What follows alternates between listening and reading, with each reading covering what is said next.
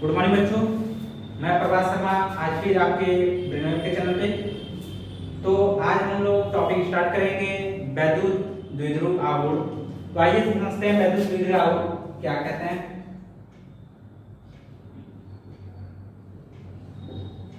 वैद्युत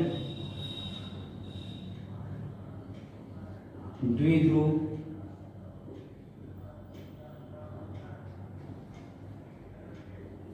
आवर्त। तो बच्चों वैद्युत द्विध्रुव आवर्त क्या है? वैद्युत द्विध्रुव आवर्त क्या है? जैसे कि माना यह दो आवेश हैं, समझ लेते हैं। यह दो आवेश हैं,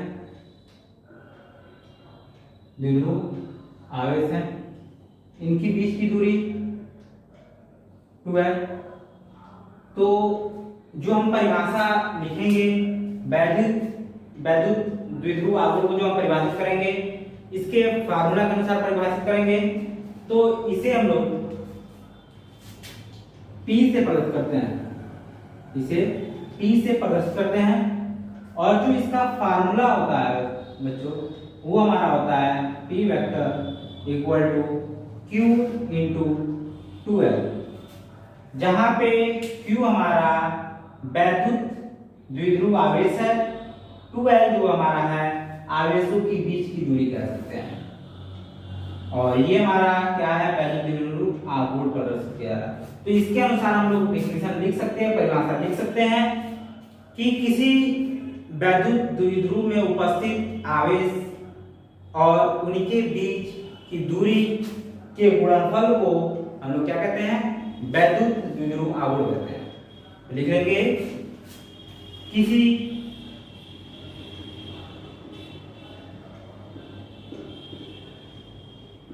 वैद्युत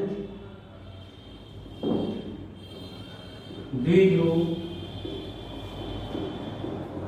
आवेश तथा उनके बीच की दूरी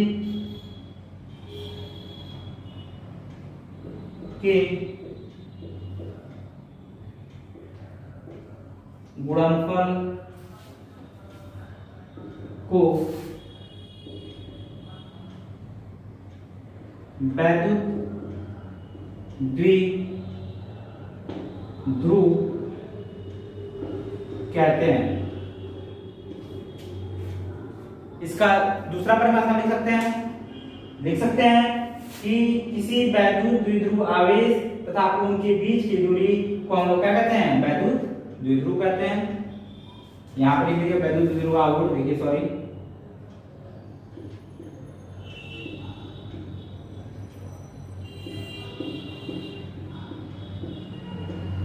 यह हमारी जो है सदिश राशि होती है। क्यों? क्योंकि इनकी दिशा होती है, वैद्युत द्विध्रुव जो आवर्त होते हैं इनकी दिशा होती है। यह जो करेगा आकर्षण दोनों, यह यदि विपरीत हैं तो इनकी आकर्षित करने की एक दिशा होगी, यह इनकी एक दिशा होगी इधर की तरफ, वो क्या करेंगे, आकर्षित करेंगे। तो तीसरा पॉइंट हमारा हो जाएगा, वो लिख लेंगे यह क्या है, एक सदिश राशि है। चौथा पॉइंट हमारा होगा इसका मात्रक। तो मात्रक क्या होगा बच्चों? तो मात्रक हम एम्पियर्स प्रति और सीजीएस प्रति दोनों में जानेंगे। तो एम्पियर्स प्रति में हमारा क्या होता है, यहां से निकाल लेते हैं। तो एम्पियर्स प्रति मात्रक क्या होगा हमारा, एम्पियर्स प्रति में जो हमारा होगा क्या होगा, कूलम्ब इंटू मीटर,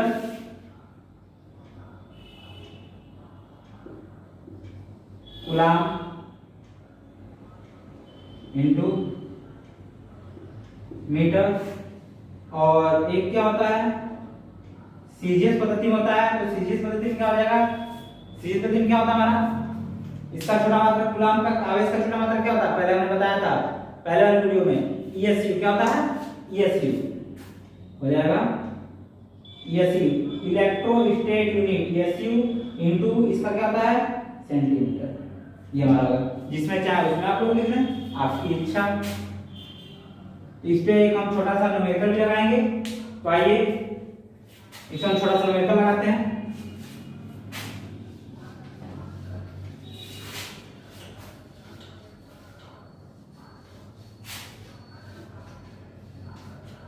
तो हमारा न्यूमेरिकल क्या होगा?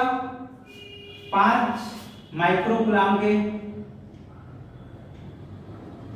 5 माइक्रोकूलम के 2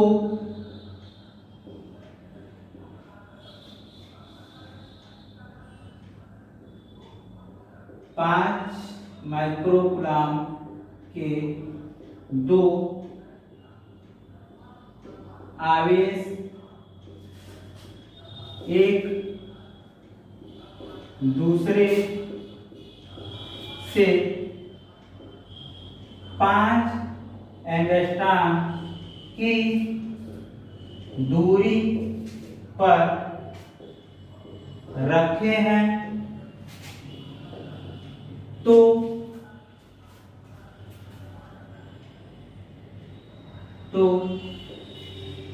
इनके बीच वैद्युत द्विध्रुव आघूर्ण की गणना करें। तो ये हमारा क्वेश्चन हो गया, वैद्युत द्विध्रुव आघूर्ण की गणना करना है।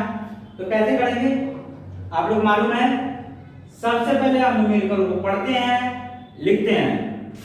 तो आइए, तो ये 2 आवेश हो गए माइक्रोकूलम के 2 आवेश हो गए। इनकी जो बीच की दूरी है वो कितनी है? 5 एंगस्ट्रॉम है। हमें गणना किसकी करनी है? वैद्युत द्विध्रुव आघूर्ण की गणना करनी है। ये मैंने लिख दिया। देख क्या रहा है, हम लोग जानते हैं यहाँ क्या दे रहा है? 5 माइक्रोकूलम के 2 आवेश, मतलब कि आवेश आपका दे रहा है 5 माइक्रोकूलम का आवेश बता रहा है। तो आवेश को किससे प्रकट करते हैं हम लोग?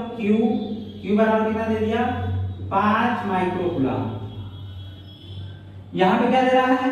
दूरी 2L बराबर कितना दे दिया? 5 एंगस्ट्रॉम।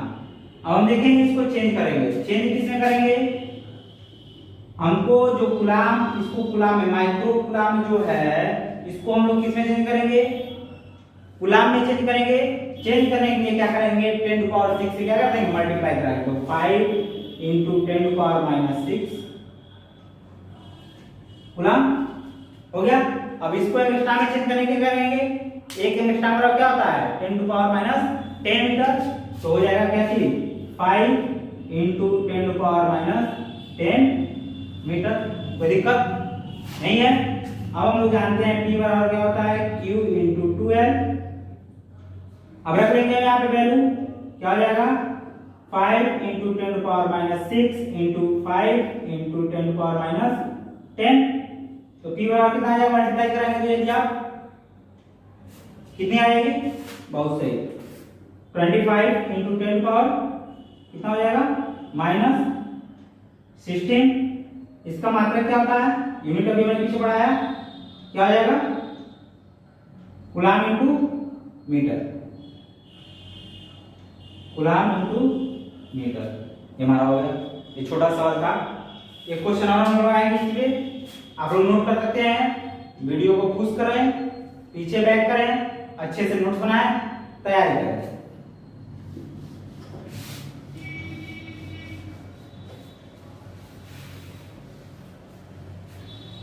दूसरा क्वेश्चन नोट करेंगे। तो देखते हैं दूसरा क्वेश्चन। किसी वैद्युत द्विध्रुव को किसी वैद्युत द्विध्रुव को मोड़कर अर्ध वृत्ताकार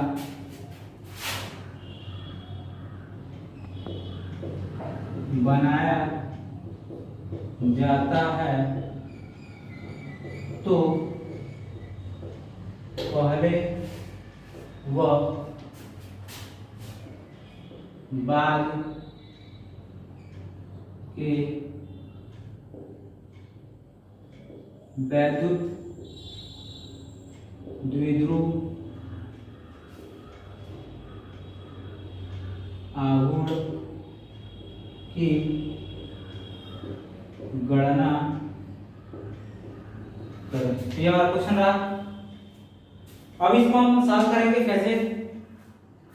तो जैसे कि इसमें यह कह रहा है किसी वैद्युत द्विध्रुव को मोड़कर अर्धवृत्ताकार बनाया जाता है तो पहले व बाद के वैद्युत द्विध्रुव आघूर्ण की गणना करें। तो इसमें पहले का पूछ रहा है, माना कि यह दो आवेश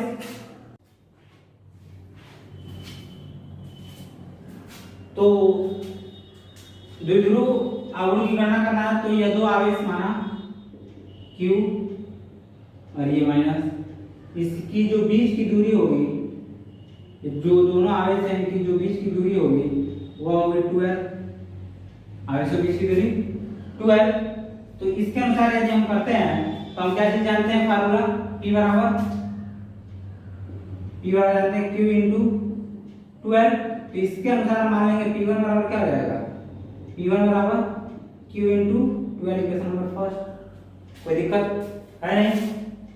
अब यही दो आवेश थे Q1 प्लस माइनस, इसको जब हमने मोड़ा तो ये ऐसे आकृति रख लिया। इसकी जो लंबाई थी क्या थी, 12 थी। और तो ये आपको किस जब हम तार को मोड़ते हैं तो मोड़ेंगे तो अर्धवृत्ताकार हो जाएगा। पूरी वृत्त की परिधि का फार्मूला क्या होता है, वृत्त की परिधि का क्षेत्रफल क्या है, 2 पाई r होता है। 2 पाई r यदि आधा रहेगा तो क्या हो जाएगा, पाई r हो जाएगा। क्या हो जाएगा, पाई r हो जाएगा। और ये हमारा क्या है, r है। इसको हम लेके सॉल्व करेंगे इतना, ना कि इसको लेके सॉल्व करेंगे। ये हमारा क्या है, इतना हो जाएगा। तो पाई r किसके बराबर है, 2l के बराबर। पाई r किसके बराबर, 2l के बराबर है। तो r बराबर हमारा क्या है, यहां से निकलेगा r बराबर 12/पाई। कोई दिक्कत नहीं है। तो इसको सॉल्यूशन करेंगे। जब इसको सॉल्यूशन करते हैं तो क्या हो जाएगा, देखते हैं। तो P2 बराबर क्या हो जाएगा, Q इंटू क्या हो जाएगा, 2r। तो इसको P2 बराबर Q इंटू 2r की वैल्यू क्या है, 2 इंटू 2l/पाई। Equation number second. अब इक्वेशन फर्स्ट और सेकंड को सॉल्व कर लेंगे। फर्स्ट डिवाइड बाय सेकंड से इसको सॉल्यूशन करेंगे। जब सॉल्यूशन करते हैं तो हो जाता है हमारे क्या चीज, P1/P2 equal to Q into 2l बटा Q इंटू 2 इंटू 12/पाई। इससे खत्म, बचा क्या, P1 बटा P2 इक्वल टू पाई/2। आपका जो संबंध अनुपात पूछा है पाई/2, ये हमारा क्या हो जाएगा, आंसर हो जाएगा। और इसी साथ आगे हम पढ़ेंगे वैद्युत द्विध्रुव के कारण अक्ष पर उत्पन्न वैद्युत क्षेत्र की तीव्रता। वैद्युत द्विध्रुव के कारण अक्ष पर उत्पन्न वैद्युत क्षेत्र की तीव्रता अच्छी स्थिति पे हमें गणना करनी है।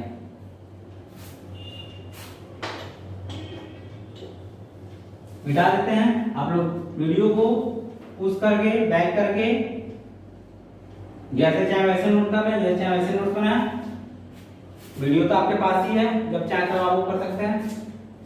तो वैद्युत द्विध्रुवी के कारण अगला क्वेश्चन हम लोग पढ़ेंगे वैद्युत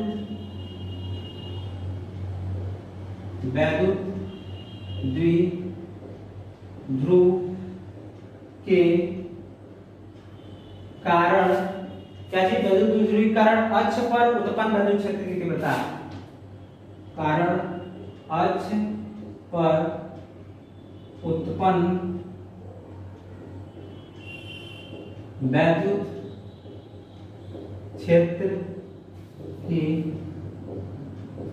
तीव्रता अच्छी स्थिति के लिए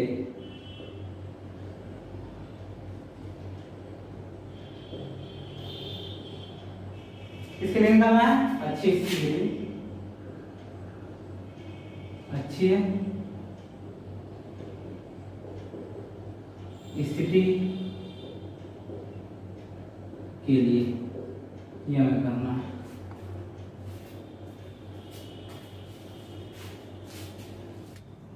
तो माना ये प्लस क्यू आवेश माइनस क्यू आवेश प्लस क्यू आवेश प्लस क्यू आवेश और ये माइनस क्यू आवेश। इसकी जो बीच की दूरी है वो क्या होगी, 12 होगी। और हमने पिछले वीडियो में बताया था यहां से यहां तक की जो दूरी होती है वो क्या होती है, L होती है। और यहां से R दूरी पर एक बिंदु P स्थित है, यहां से R दूरी पर स्थित एक बिंदु P है, बिंदु एक P है, जिसकी वैद्युत दूरी की क्षेत्र की तीव्रता निकालना है। वैद्युत द्विध्रुवी के कारण पक्ष पर उत्पन्न मतलब कि इसका वैद्युत क्षेत्र की तीव्रता निकालना है। इस बिंदु पर वैद्युत क्षेत्र की तीव्रता का गणना करना है। यह माना क्या हो जाएगा हमारा E1, यह माना क्या हो जाएगा E2। ठीक, अब हम पहले निकालेंगे क्यू आवेश पे। यह फिगर आपको अच्छे तरीके से समझ आ गया होगा। यह क्यू आवेश है, इसकी बीच की दूरी क्या होती है 2L होती है। इसके यहाँ से मध्य स्थित नापे L होगी, ये भी क्या होगी L होगी। यहाँ से R दूरी पर जब कह रहा है R दूरी पर, तो R दूरी हम कहाँ लेंगे, यहीं से मध्य से लेंगे ना, क्योंकि हमने पिछले बताया था कि जो भी दूरी लेंगे मध्य से ही लेते हैं। तो R दूरी पर स्थित कोई बिंदु P है जिसे वैद्युत क्षेत्र की तीव्रता ज्ञात करनी है। ठीक है, तो क्यू आवेश पे निकालेंगे प्लस क्यू आवेश के लिए, प्लस क्यू आवेश के कारण बिंदु P पर वैद्युत क्षेत्र की तीव्रता, आवेश के कारण बिंदु P पर वैद्युत क्षेत्र की तीव्रता। वैद्युत क्षेत्र की तीव्रता में फार्मूला होता है, सही बराबर क्या होता है equal to 1/4 pi epsilon nought Q upon R square. हमने क्या पढ़ा था, E बराबर 1/4 पाई एप्सिलॉन नॉट क्या पढ़ा था Q अपान R स्क्वायर पढ़ा था हमने। तो इसी से निकालेंगे, इसी से हम निकालेंगे शेयर निकालेंगे E1 की। तो E1 बराबर हमारा क्या हो जाएगा, E1 हमारा क्या हो जाएगा आप लोग बताइए। ये दूरी नापेंगे ना, ये यहाँ से इधर की तरफ चलेंगे ना, तो दूरी हमारी क्या हो जाएगी R प्लस L तो हो जाएगा 1/4 pi epsilon nought Q upon R square है, सॉरी इसको बना लीजिएगा आप लोग, R plus L whole square. Equation number first, कोई प्रॉब्लम। अब माइनस क्यू आवेश निकालेंगे, माइनस क्यू आवेश के कारण बिंदु P पर वैद्युत क्षेत्र की तीव्रता। तो विद्युत क्षेत्र की तीव्रता निकालेंगे तो E बराबर क्या हो जाएगा, E2 बराबर इसे निकालेंगे, E2 बराबर क्या है प्लस का है तो क्या हो जाएगा माइनस का हो जाएगा, माइनस का और प्लस का होगा दोनों माइनस का हो जाएगा ना, क्या है 1/4 pi epsilon nought Q upon R minus L का स्क्वायर। इक्वेशन नंबर सेकंड, कोई दिक्कत। अब परिणामी तीव्रता निकालेंगे।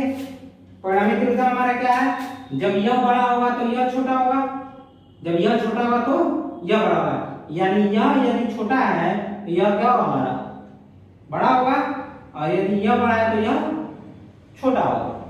राइट, तो हम निकाल लेंगे परिणामी तीव्रता। परिणामी तीव्रता हमने बताया था, याद करो कि हम अधिक वाले में से कम वाले को घटाते हैं। तो आपको अधिक ये दिख रहा है या ये दिख रहा है, हमने कहा ना यदि यह अधिक है तो यह कम होगा, और यदि यह कम है तो यह अधिक होगा।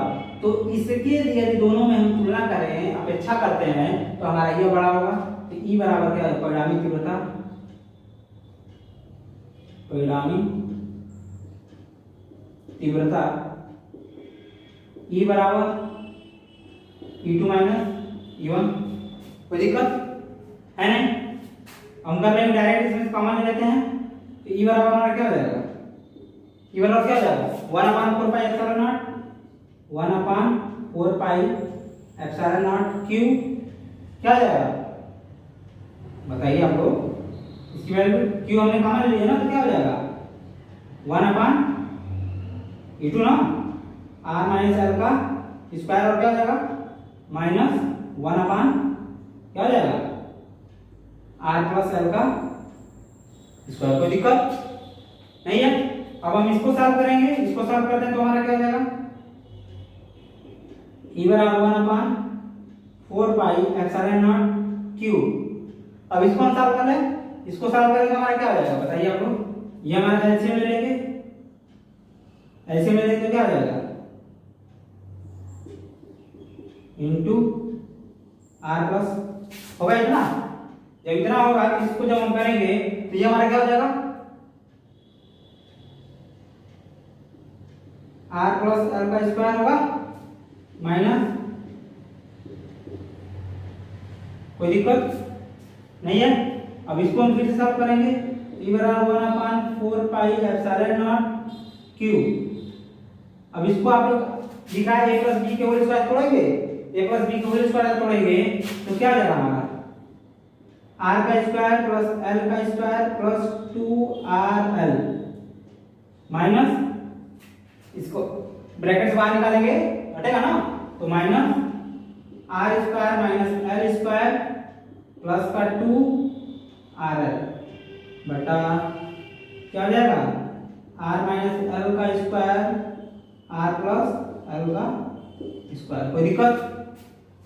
यहाँ पे देख रहे हैं क्या कट जाएगा, ये खत्म, बचा क्या हमारा e बराबर क्या हो जाएगा, e बराबर 1/4 पाई एप्सिलॉन नॉट क्यू क्या हो जाएगा हमारा 4rl बटा r माइनस l का square into r plus l का स्क्वायर। कोई दिक्कत नहीं है? अब क्या इसको दोनों का हम स्क्वायर कर सकते हैं, दोनों का स्क्वायर कर सकते हैं, ऐसे लिख सकते हैं क्या, जगह नहीं है यहाँ पर कर देते हैं। तो e बराबर करते हैं तो कितना हो जाएगा 1/4 पाई एप्सिलॉन नॉट क्यू। इसको हम क्या लिख सकते हैं 4rl बटा, इसको कर सकते हैं r minus l r plus l, इसको कर सकते हैं ऐसे कर सकते हैं, कोई दिक्कत नहीं है? अब यहाँ पे देखेंगे, अब इसको हम कर देंगे, इसको कर देंगे तो इसको हम कैसे लिख सकते हैं प्लस माइनस स्क्वायर, किसका फार्मूला आता है a square minus b square का फार्मूला होता है। तो e बराबर हो जाएगा 1/4 पाई एप्सिलॉन नॉट क्यू, किसका हो जाएगा 4rl बटा, इसके जगह हम क्या लिख सकते हैं r square minus l square.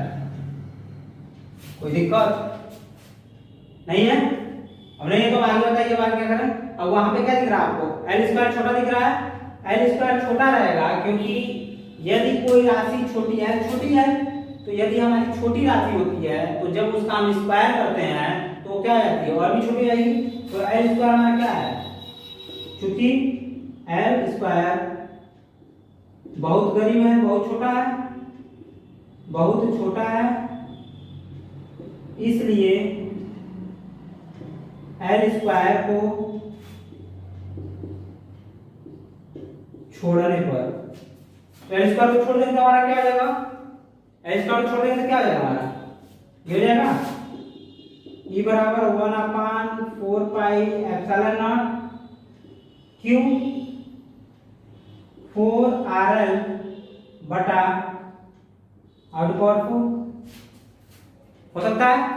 अब यहाँ पे हमारा क्या हो जाएगा, देखिए इससे ये हो जाएगा, तो e इक्वल टू क्या हो जाएगा 1/4 पाई एप्सिलॉन नॉट क्यू क्या हो जाएगा 4L बटा,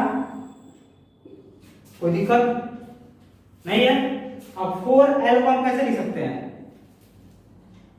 4L को अगर हम लिखें तो 2 × 2L कर सकते हैं, इसे मल्टीप्लाई कर देंगे तो हम इसको ऐसे लिख सकते हैं E बराबर 1/4 पाई एप्सिलॉन नॉट, तो क्या हो जाएगा Q × 2L × 2 बटा RQ। कोई दिक्कत यहाँ पे नहीं, यहाँ पे दिक्कत नहीं तो आगे बढ़ते हैं। अब Q × 2L का फार्मूला हमने क्या पढ़ा था, P वैल्यू टू दिन का फार्मूला है, तो हो जाएगा E = 1/4 pi epsilon not, 4 pi epsilon not, तो Q ये क्या हो जाएगा P 2P/R। तरीका ये हमारा फार्मूला हो गया। ये किसके लिए हो गया, निर्वात के लिए हो गया। ये किसके लिए हो गया, निर्वात के लिए। अगर कोई वस्तु बीच में है, माध्यम कोई हो, तो माध्यम के लिए क्या लिखेंगे, E बराबर 1/4 pi epsilon not K 2P/R।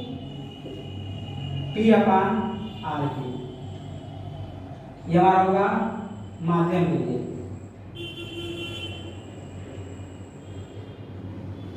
तो आज के लिए बस इतना ही। चैनल को लाइक, सब्सक्राइब और शेयर करना